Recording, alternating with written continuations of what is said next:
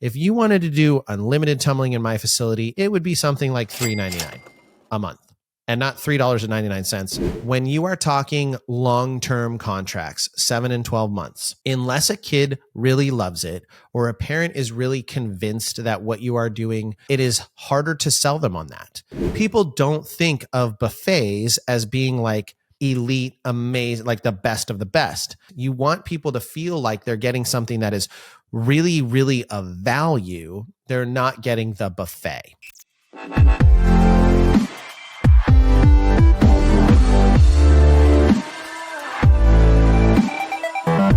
Hello, everyone, and welcome to another episode of the Cheer Biz Podcast. I'm your host, Dan Cotton, and today we are diving into 3 things that will crush your recreational class growth.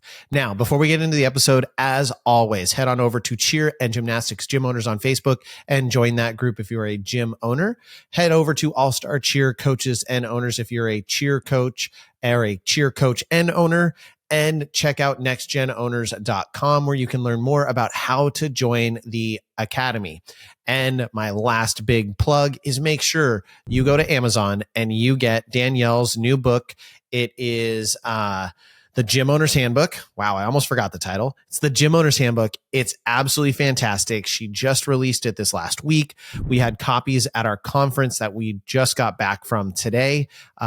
We sold a bunch of copies while we were there, gave away a bunch of copies. It's absolutely a game-changing book if you're a gym owner.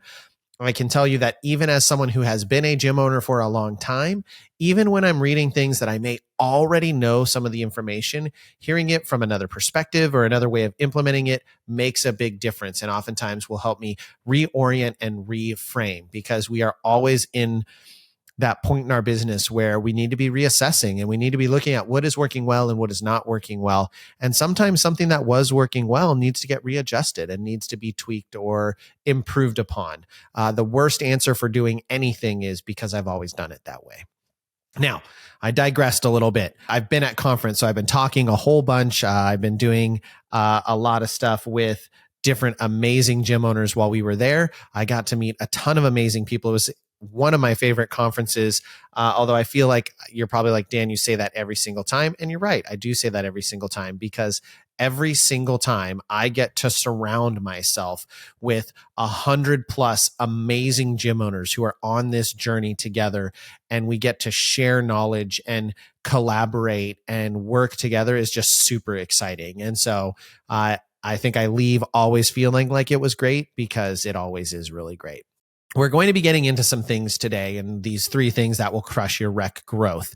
And some of the things that I'm going to talk about, I actually know that there are people right now who, when they hear these things, are going to disagree with me, maybe vehemently disagree with me, because there's people out there right now encouraging people to do these things or something similar. I have seen it on Facebook groups. I've seen it promoted by potential people who give business style advice. And I'm going to give you the things that will crush your rec growth and why.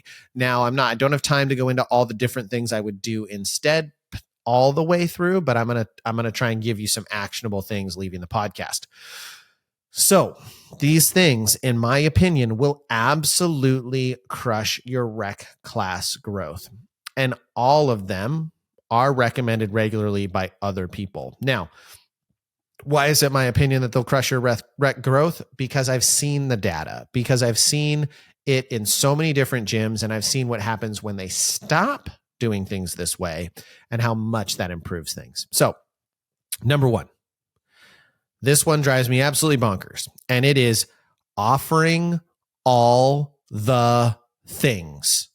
You offer ninja, you offer cheer, you offer gymnastics, you offer silks, you offer acrobatics, you offer birthday parties, you offer preschool, you offer 18 million camps, you offer this, you offer that, you offer so many things, especially when you're in like a 9,000 square foot facility. You've got 92 million things going on at any one given time on any scheduled day.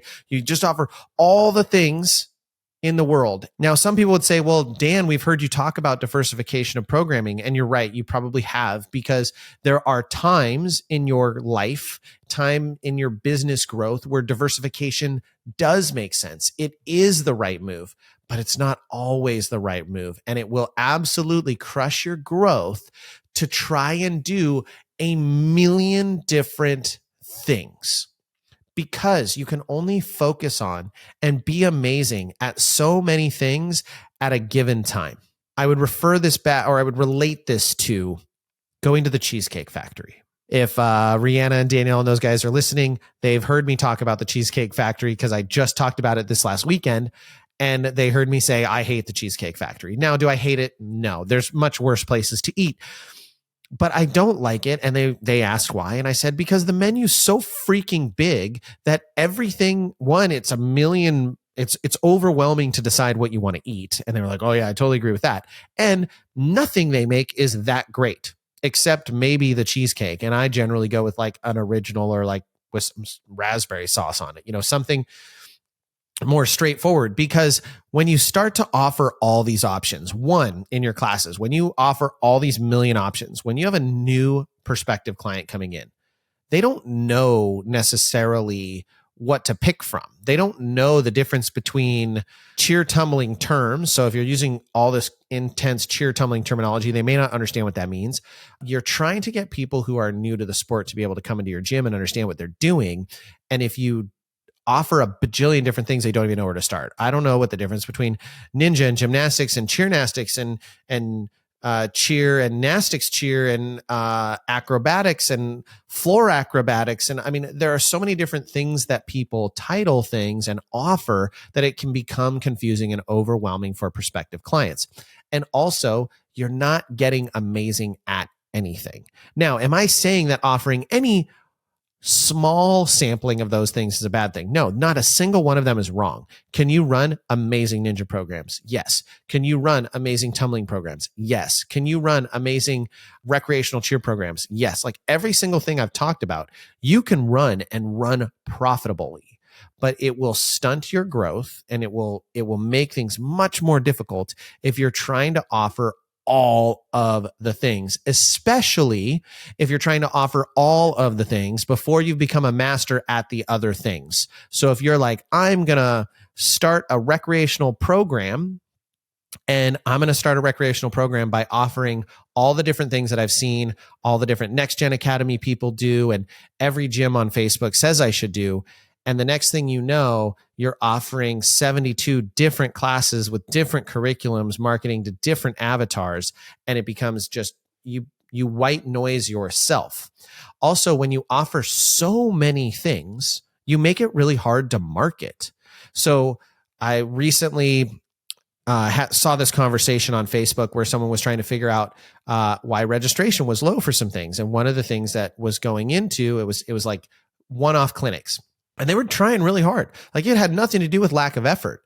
But I've oftentimes seen gym owners will offer, they're like, oh, I've seen that we should do a Paw Patrol clinic. So I'm going to do on the first weekend a Paw Patrol clinic. And on the next weekend, I'm going to do a Barbie clinic. And on the next weekend, I'm going to do this clinic. And the next weekend, this clinic. And the next weekend, this clinic. And then we're going to do this. Oh, and we're going to do birthday parties. And the next thing you know, there's not enough time in the day to be effectively engaging with clients because all you're doing is posting marketing material. And there's no reason or incentive to register because if they miss that clinic, there's just going to be another one the next weekend. So you're actually white noising yourself out. You're not creating any scarcity and you're actually decreasing the amount that people will enroll in things, because when there is an abundance, there is actually less demand, generally speaking, right? We want a low supply and high demand. Now, within reason, but that is an actual thing that you should be considering. Are you creating too much supply? Are you making things too confusing for your clients? I could do a whole podcast just on this and all my thoughts on this, but we're going to go on to number two. And number two, and this is a big one, offering unlimited tumbling. Awful. Please don't do it anymore. Okay, I know there are people out there that will suggest you do it. And you may be going, but Dan, I have unlimited tumbling and people really like it. I'm sure that they do. because you are taking it in the shorts when you offer unlimited tumbling, unless you're charging a really high premium price. And what I think is a high premium price likely is not what you think a high premium price is. If you wanted to do unlimited tumbling in my facility, it would be something like $3.99 a month, and not $3.99. I'm talking $399, because if you do one class a week, it's $119 a month. If you want to get to 4 classes a week, you're paying over $200 in our facility. So if I'm going to give you unlimited and we offer over 32 classes that you can come to, yeah, you're going to pay a really premium price for that. Now, I don't like unlimited for a variety of reasons. Number one is it's nearly impossible to price it in a manner that it is effective for the gym. Yes, I understand that being able to say unlimited sounds really, really great when you're trying to close that sale. Hey, sign up and pay $59 or $79 or $89 for unlimited tumbling. And you are, in my opinion, undervaluing yourself when you can say you can have as much of our product as you want for $89, right? I'm going to do a lot of food references today, and this one just came to me, right? But when I go to, if I'm in Vegas, I can pay $30 or $29.99 for me and every single person with me, that each person to go to a buffet. And it's unlimited. I can eat as much as I want.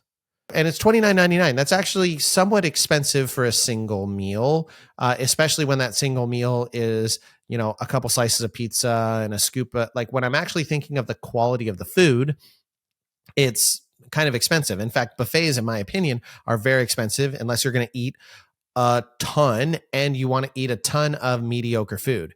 People don't think of buffets as being like elite, amazing, like the best of the best.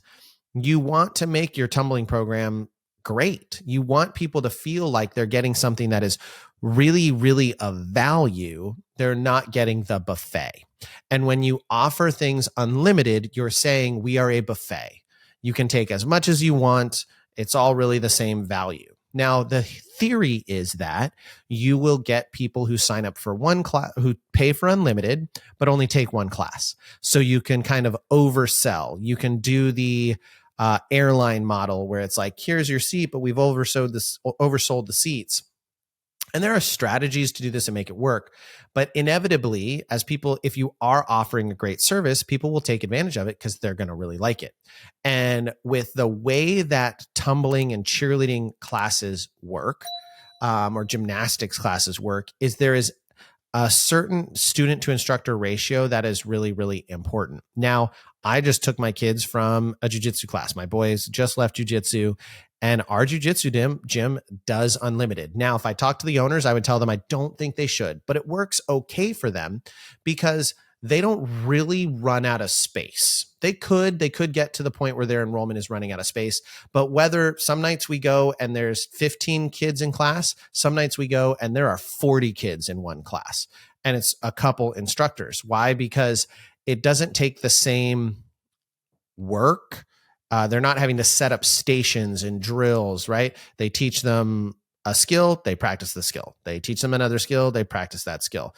They free roll, the instructors walk around and give them critiques and watch them. They're not like coaching at the same level that we coach in a cheer gym because they can do it that way. It's a different sport, so it works. I do not think unlimited tumbling works from a financial perspective and also from a growth perspective. And here's why I think it affects your growth. One is because you're a buffet, people are like, oh, I can come and go when I please. Also, if you're offering a really great service, it's likely people are going to do more than one class. In fact, it's very likely that people are going to do 2 or 3 classes. I'll tell you a quick little story. We offered unlimited tumbling way back when because someone who told us they were a guru in the sport, or in youth sports in general, that is what you should do to get more members. And so we were like, okay, well, you're saying this works.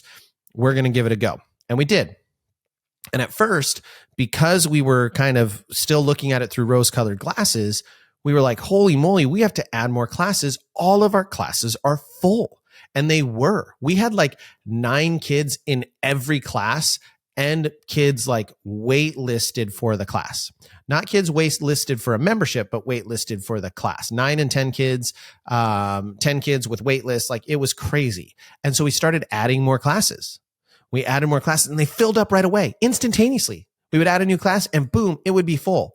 And then I realized we were running a hostel for little hooligans because parents would drop them off and they would just be registered for 4 classes. They'd do 4 classes and then they'd come pick their kids up at the end of the night and they'd drop them off the next day and they were paying nothing. So we had, of our classes that we were doing when we had unlimited, we had over 140 at that point in time independent slots that could be filled by people in classes. And those 140 spots were taken up by about 46 kids. I'm pausing to let that sink in because yes, that's insane. So every time we added a class, the same kids that had paid the same membership fee were filling those classes, but my expenses went up. I was paying a new staff member. I was paying for that time. And that cost me money, but I wasn't bringing in any more money because we were on an unlimited membership. So go away from unlimited memberships. You need to go to I personally like a class-based membership. 1 classes, 2 classes, 3 classes.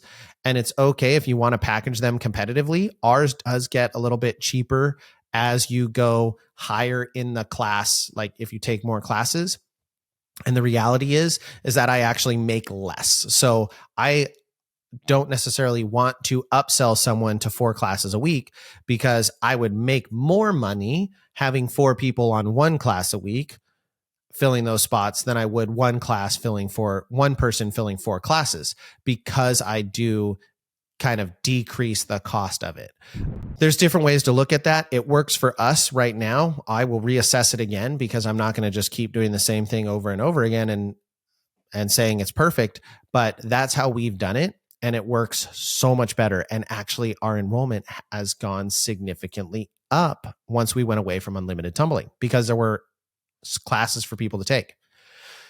Number 3, duration contracts or sessions are killing your growth. Now, what do I mean by duration contracts? I mean, when you have someone join your recreational program saying, hey, you're going to sign up for a 7-month contract or a 12-month contract or a 3-month contract, or you're signing up for this session. Here's why it's killing your growth. Number 1, when you are talking long-term contracts, 7 and 12 months, unless a kid really loves it or a parent is really convinced that what you are doing is something they want their kid in, it is harder to sell them on that. Okay. The whole contract game that was really popular way back in the day. Like I'm sure you can all remember, if you're in your 30s, having to get your cell phone and you had to sign your cell phone contract. And that thing was like worse than signing a prenup, right? If you canceled early, you paid a whole ton of money. Like you were locked into those contracts. It was crazy, but they've gradually gone away because of legal issues and things like that. And people just aren't really into them. Most pricing today is kind of a month-to-month reoccurring membership. And I'm talking with everything. Think about things you buy on your phone. Now, can you do a contract and say, hey, it's X dollars a month, and if you buy the year in full, you can pay this amount and it'll save you $200. Yeah, you can. Lots of people do it with All-Stars. Lots of people do a pay in full All-Star option. You can do the same thing with Rec. Do you have to have a good contract for that? Yes, you do, if you're not going to be offering refunds. But you can certainly do something like that. Sessions and duration contracts. So duration contracts are a hard sell because 1, people don't like them. And 2, as a parent myself, I don't always know what my kids are going to like long-term. I also may have a kid who plays multiple sports and it just doesn't work for us to do 12 months. And way back when we tried out this contract theory because it was being promoted to us. That was a big thing we encountered was people were like, oh, well, they're going to be playing soccer in 3 months. So 7 months doesn't work for us. And we don't want to do 12 months. And we did the whole, well, we can pause it and all that. But it was just creating a friction point that didn't need to be there. And here's what happened when people wanted to get out of their 12-month contract. They just canceled it and stopped coming. And if we tried to bill them, they would cancel their card or go in and remove it from their profile, or they would dispute the charges. And generally speaking, we would just be like, okay, because it wasn't worth the headache and the negative reviews and all that stuff. So there's no point in having this 12-month contract that you're going to hold over people's head when it's not really enforceable. Number 2 is sessions. And I don't like sessions because you are putting an expiration date on your relationship. I don't like people to know that our relationship ends and needs to be reevaluated at this date when it comes to recreational tumbling. We already have it baked into the cake with teams in cheer. Now, in gymnastics teams, it's really not baked into the cake. Gymnasts, when they join team gymnastics, you're in it until you quit. It is only in all-star cheerleading in kind of this sphere that we do it that way, which I think it would be really interesting to be like, you're joining our program, you're auto-registered for the next season. We're not actually going to, you don't disenroll unless you want to be disenrolled. I have yet to try that, and I'm not necessarily going to just experiment with it yet. I'm not telling you to do it, but I'm saying that when you put an end date on things, you now have to resell people. You give people an opportunity to say, okay, we're just going to bite it out because it's, one more month on our session. So we'll just suffer through it.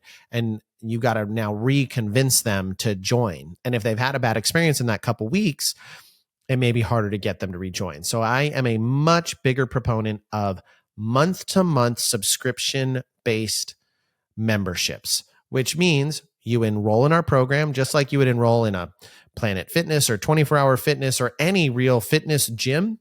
Hey, this is what it is each month. It's your membership fee.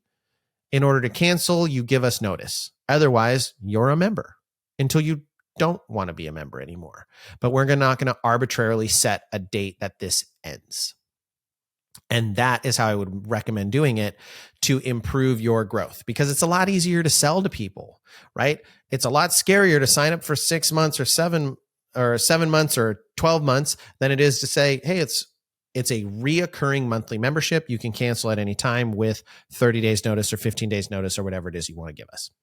Now, my honorable mention, because I said I was only going to give you 3, is your pricing being too low will crush your rec growth. Now, I know those two things seems like they are in conflict, but they're not.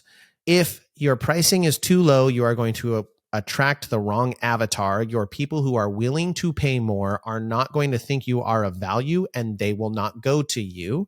And your people who are willing to pay a low amount are much more likely to cut you quickly, because if all they can afford is $30 a month to spend on tumbling, then they're in a position in their lives where financial emergencies can arise very quickly. A very small hit to their paycheck could substantially impact their family and make it so those things like tumbling and disposable opportunities are really easy to cut. So by having a higher priced item, you attract people who have a higher tolerance for fluctuations in their income, and they generally have a higher amount of disposable income. Do you want to be at the top of their disposable income? No, you don't. But you want to be at a much higher rate, because you're going to attract people who are interested in paying a higher premium for your product. Now, as we leave this episode, I want you to do a couple things. Number one, if this fits you, I want you to reassess. So if you are doing all the things and you're not doing all the things really well, or your numbers are low, I want you to look at what you can potentially cut, right? Go back and assess and be like, we've got 3 kids in this program. Let's move them to something else, offer them, another opportunity, and then let's stop doing this program for now. Make that assessment. It's highly unlikely that you're doing every single possible thing in the world and you're doing it all exceptionally. So go and look at what program is not going well and either figure out, do you need to emphasize that program and do better at it because it's part of your identity, or it's part of your core values, or is it something that you need to let go? If you're offering unlimited tumbling, stop.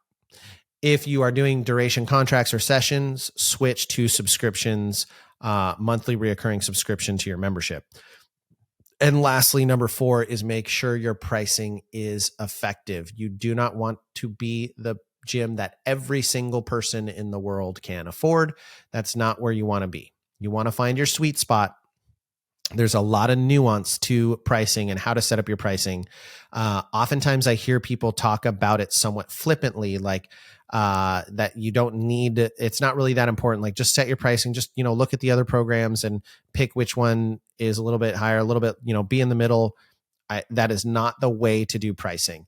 I'm very passionate about this subject, and I'll have more details for you later on as to why. But I'm really passionate about pricing. I think it is a huge thing that needs to be talked about more in our industry. But look at those things. Spend some time on them. Sit down with your business partner. Crunch the numbers. If you don't have a business partner, sit down with your next gen coach. If you need a coach, if you need help doing these things, because all of the things I'm talking about crushing your rec growth are things that can be really big problems that can need a lot of time to work through, and having a guide can be very helpful. If you need a coach, if you need some help, reach out to NextGen. You can hop on the phone with Justin or me or Danielle or one of our team and learn more about the academy and how we pair people with coaches and what it entails and how we're going to help you grow your gym. All right, everyone.